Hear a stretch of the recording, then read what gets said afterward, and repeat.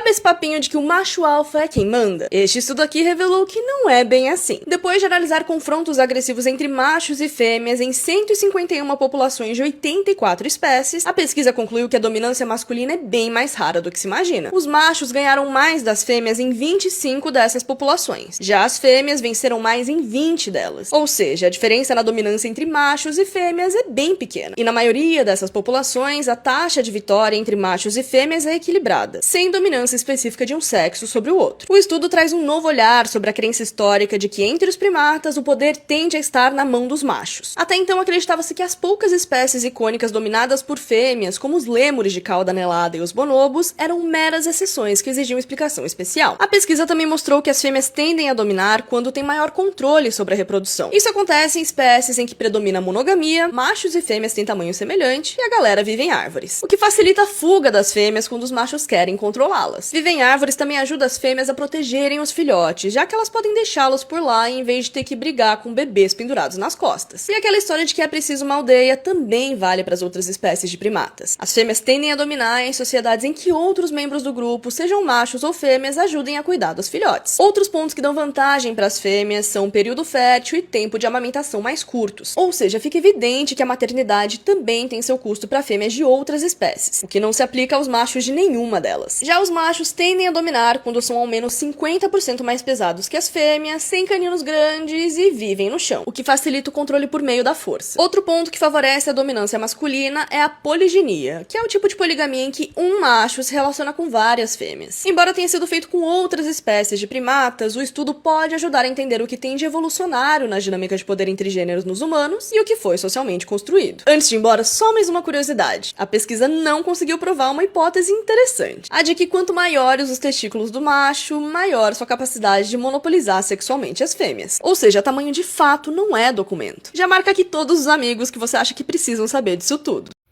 Olha, eu não quero desmerecer a menina, e nada do que ela faz, eu não tenho nada contra ela. Porém, ela errou ao afirmar que as fêmeas dominam os machos universalmente. O artigo mostra que existem padrões de dominância entre machos e fêmeas primatas, que variam conforme fatores evolutivos e ecológicos. Os autores usaram 253 populações de 121 espécies de primatas e testaram 5 hipóteses principais para entender o porquê uma espécie tende a ser matriarcal ou patriarcal. Ok? O que faz uma fêmea dominar uma população? Vamos lá. Espécies monogâmicas com um macho para uma fêmea.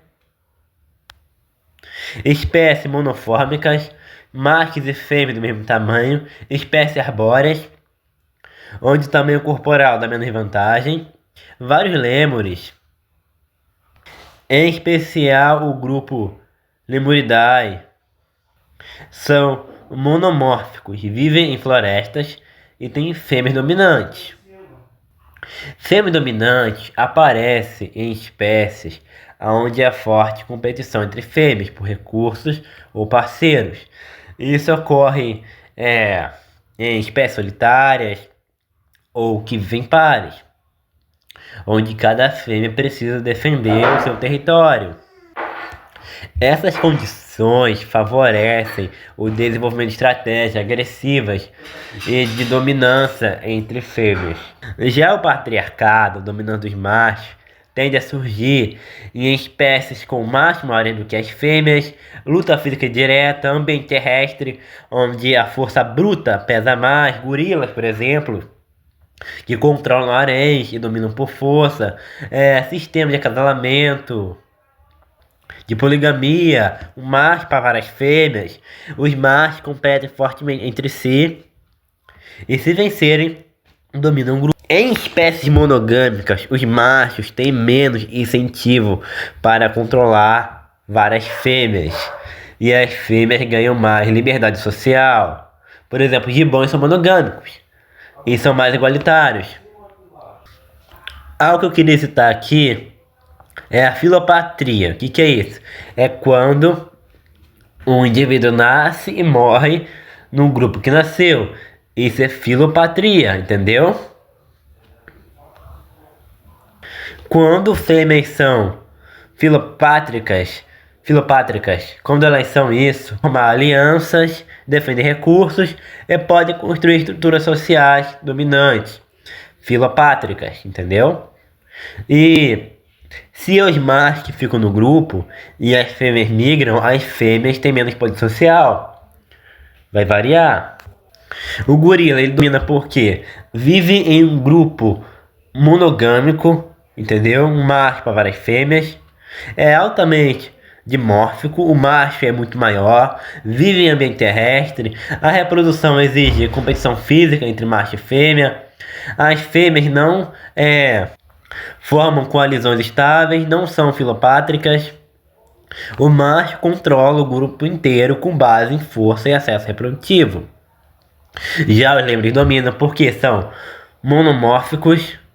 Os machos e fêmeas são do mesmo tamanho, vivem em ambientes arbóreos, têm monogamia ou pares estáveis, há competição intensa entre fêmeas por recursos, as fêmeas são filopátricas, permanecem no grupo natal e formam redes fortes. Resultado, as fêmeas dominam o espaço e o grupo. Inclusive, o acesso dos machos, alimentação e isolamento. Em resumo, o estudo não diz que a dominância feminina é uma regra geral, mas sim que depende de fatores ecológicos, sociais e reprodutivos que moldam o tipo de dominância. O estudo foi feito com base em dados empíricos, mas reconhece padrões que são contextuais e variáveis. O próprio artigo afirma que as relações de dominância masculina e feminina são altamente variáveis. Os resultados aprofundam a compreensão sobre os fatores que favorecem a dominância feminina ou masculina, mas não determinam isso universalmente. O comportamento das espécies.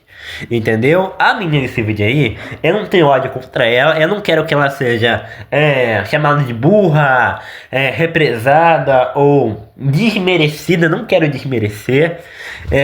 Eu achei corajoso da parte dela de eu colocar a cara e falar ali a opinião dela, mas ela errou quanto a isso. Ela tem que deixou ali no vídeo meio claro que isso pode variar, mas entendido que as fêmeas vão dominar mais, coisa que não acontece, não vai acontecer. Vai depender da espécie. Tu tá me falando de um lêmur ou de um gorila? Aí, só você especificando. É por isso que eu não gosto de ficar resumindo as coisas. Eu prefiro falar mais especificamente. Vamos ler o texto de onde ela tirou isso? Vamos lá. Durante muito tempo, acreditou-se que os machos dominavam socialmente as fêmeas na maioria dos primatas.